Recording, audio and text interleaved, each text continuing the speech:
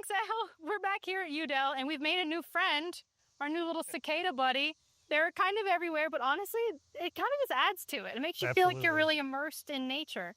You know, and if somebody else wants to come by and check out Udell, talk about some of the classes and events you have coming up this season. Yeah, we've got a great series of events. I've mentioned we just finished our secret garden party, which was sort of a cool, fun thing to do, and we'll do another one in the fall.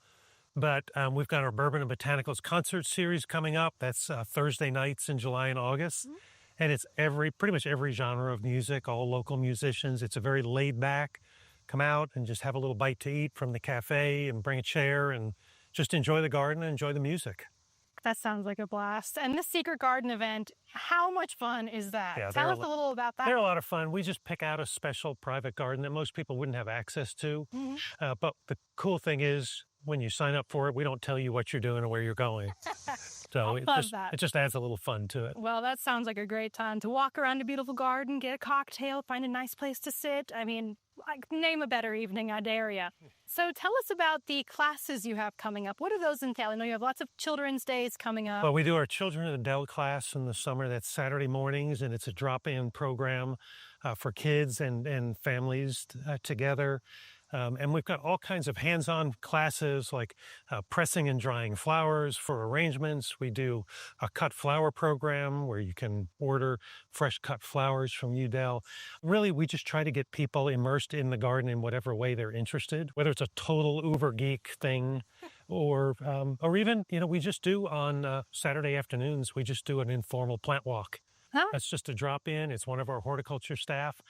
And it might be a plant walk that's all about seed collecting or hydrangeas, but if you have a question about redwood trees, fire away. Okay, nice. Well, there's lots of questions to ask about the plants around here because there are so many.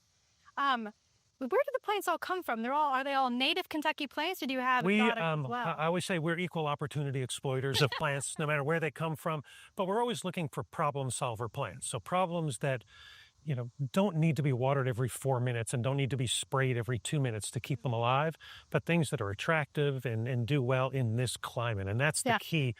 We collect plants all over the world, all over Kentucky. We put them through the paces in our evaluation gardens and in our nursery. And then we pick out the best ones and then we propagate and produce them. But for instance, the Castle Garden Project, there's over 5,000 plants in this garden, this new garden that we just built.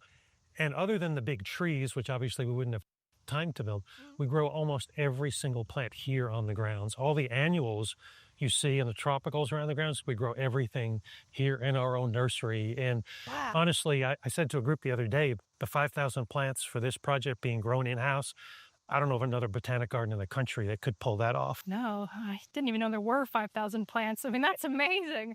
Paul, thank you so much for telling us about it. My pleasure. Have one more stop later in the show to come back to Udell and hear about something else amazing going on. But for now, back to you in studio, El.